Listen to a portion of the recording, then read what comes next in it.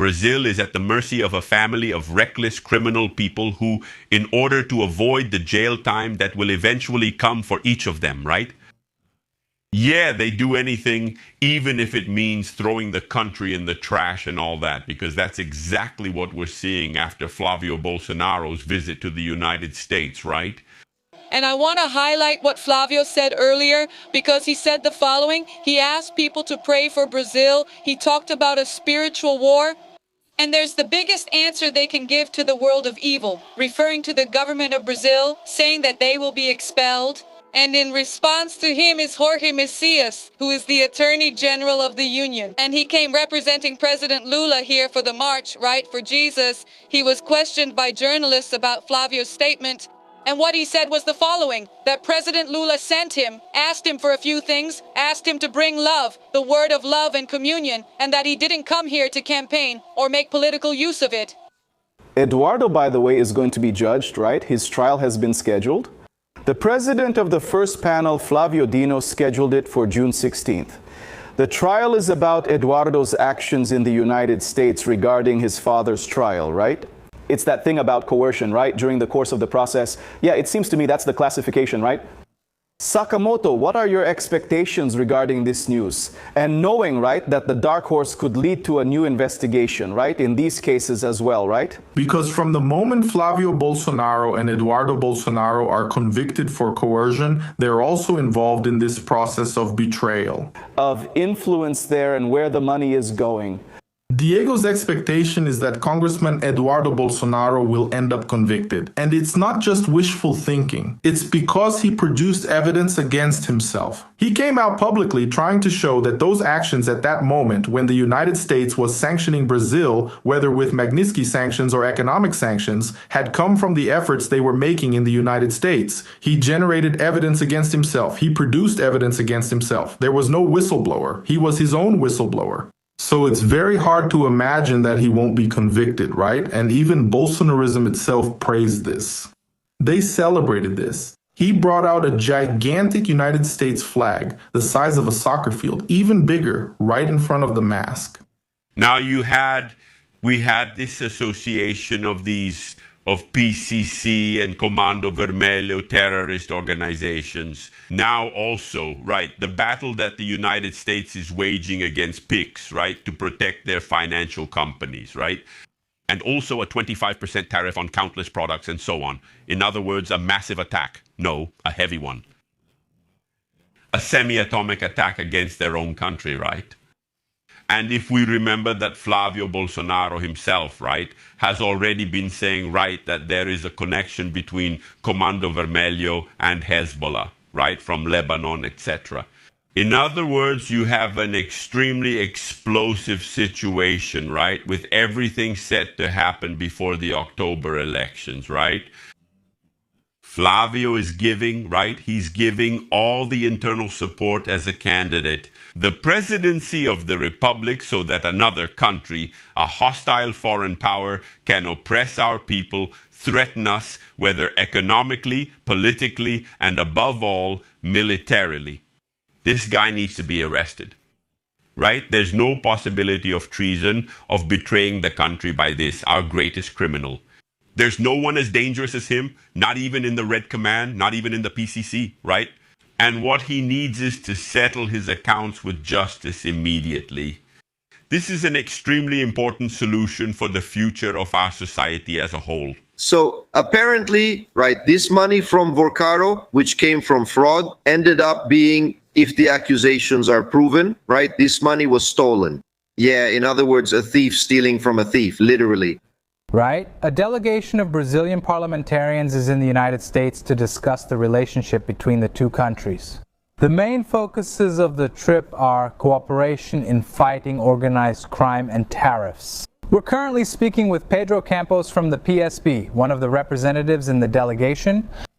Congressman, good afternoon to you. Thank you for speaking with us. Estevam, good afternoon. I thank CNN for the opportunity to talk about this very important mission of progressive parliamentary leaders here. There is representation from deputies of PT, PC, DUBI, REDE, and I am representing the leadership of PSB. Together, we represent 100 deputies in Congress, and we came here to address important issues for Brazil. Deputy, what was the atmosphere like when you arrived there to try to talk and negotiate? Is it what we have found? It's a new scenario regarding this issue of tariffs, because we know that the tariffs the United States tried to impose on the world last year ended up being overturned by the US Supreme Court. And now comes this new wave of tariffs based on Section 301, where this is new in relation to the legal way this tariff request is being processed. And our understanding is that there is still a legal basis for imposing tariffs. And besides that, it has a very clear, very objective political context where the real intention is to influence the elections in Brazil. And there is no technical justification for these tariffs to be imposed on the Brazilian people, nor on the American people who end up being harmed by the inflationary effects these tariffs bring. Congressman, have you already managed to meet with any representatives from official American agencies? Has there been any progress so far? We've been in talks with international organizations, including the OAS. We have also met with American lawmakers, with Congressman Jim McGovern, and also with Congresswoman Sidney Kalangidove. And in the afternoon, we will also meet with 2 more lawmakers who are from the Democratic Party. We have been discussing the issue of tariffs.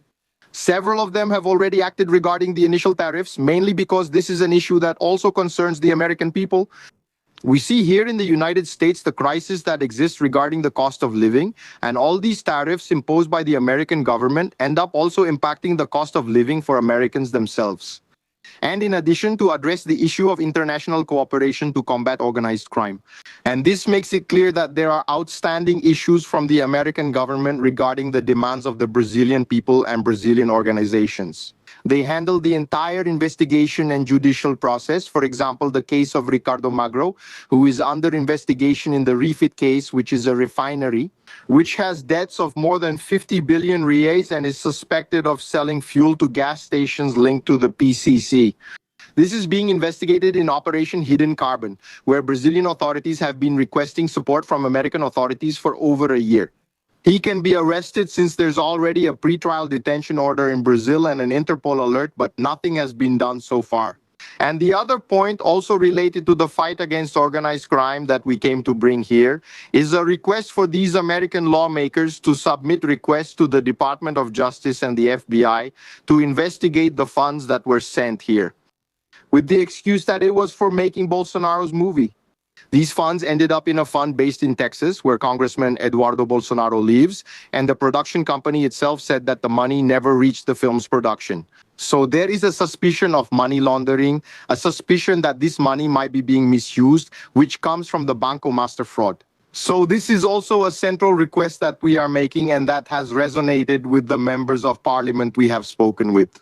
And we know that this political confrontation, these issues are very important, because all these actions by the Trump administration are closely related to the fact that Brazil is in an election year and to the political dispute between the far right and the progressive camp. What happens in the United States also occurs in Brazil and across Latin America.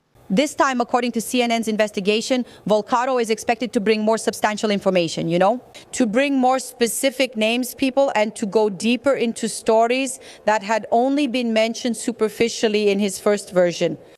He is expected to mention, or has already mentioned, names involving ministers from President Lula's government, federal Supreme Court justices, and also opposition members of Congress. If the federal police and the Attorney General's office conclude this time that Vorcaro's proposal actually has the potential to help move the investigations forward, everything will be sent to federal Supreme Court Justice Andre Mendonça, the case's rapporteur. He is the one responsible for making the final decision, right? And for determining the approval and the extent of the benefit that Vorcaro may receive from this plea bargain. This could even include a reduced sentence, possibly, or even a move to house arrest.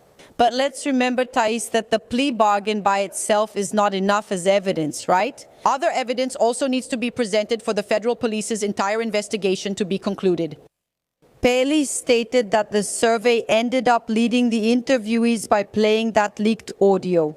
That conversation between Daniel Volcaro and the senator and pre-candidate Flavio Bolsonaro, where Flavio Bolsonaro asks for money to finance his father's film, right? In another case, Congressman Rogério Correa from the Workers' Party is asking the Superior Electoral Court to block the screening of the film about Jair Bolsonaro's life, claiming that this work could unduly influence the election.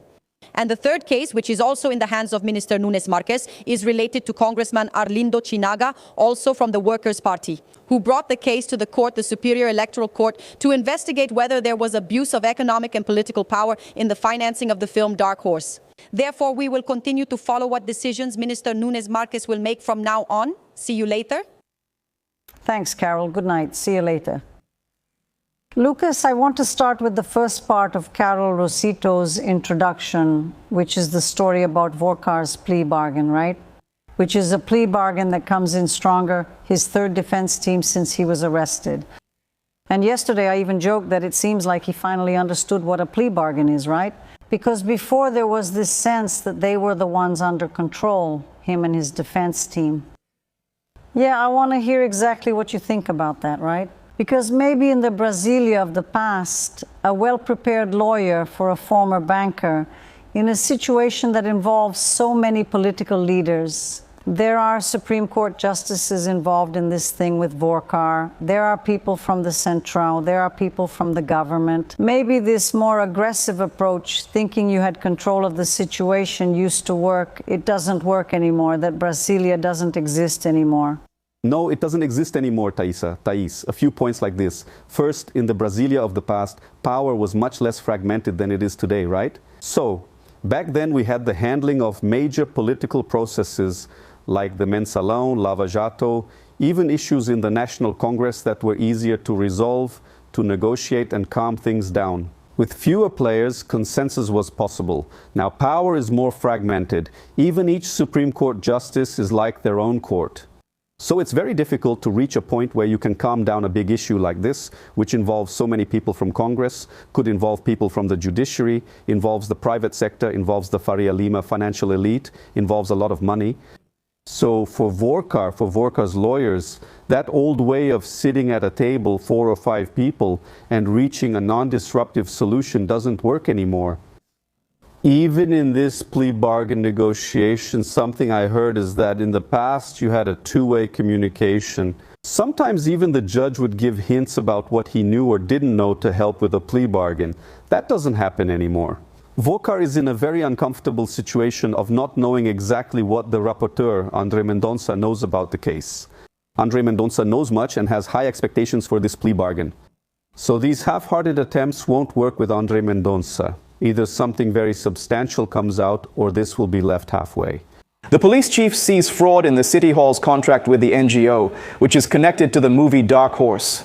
The police chief, right, president of the Association of Police Chiefs of the State of São Paulo, André Santos Pereira, told UOL that there are signs of fraud in the contract signed between the City Hall and the Conhecer Brasil Institute, presided over by Karina Gama, owner of Go Up, which produced the movie Dark Horse.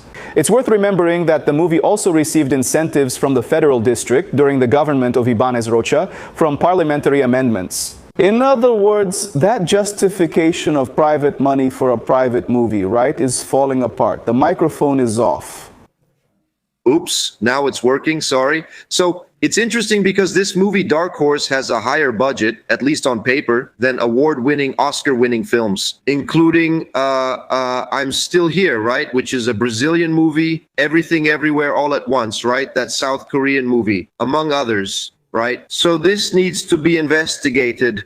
After all, if there was involvement, right, or contributions from the City Hall, the state, the use of public spaces and public funds, mainly right in the making of this film, it's necessary to see where the money went for such an overpriced film. Could it be that this money in the end didn't end up funding political parties or politicians specifically? Did it really deserve all this funding for the production of the film? So this needs to be investigated, not only by the civil police, but also by the federal police. And it could be a bombshell, especially in this election year, making Flavio Bolsonaro's image even worse, right? It's a campaign that represents a Midsummer Night's Dream, to paraphrase Shakespeare, right? It started there at the end of last year with a lot of excitement, him rising in the polls, but the last 2 or 3 polls that have come out have already shown a decline for Flavio Bolsonaro because of these allegations related to the Lava Vorcaro case. This could also be harmful for Tarcísio and eventually for Ricardo Nunes in 2 or 4 years when he tries to aim higher in politics.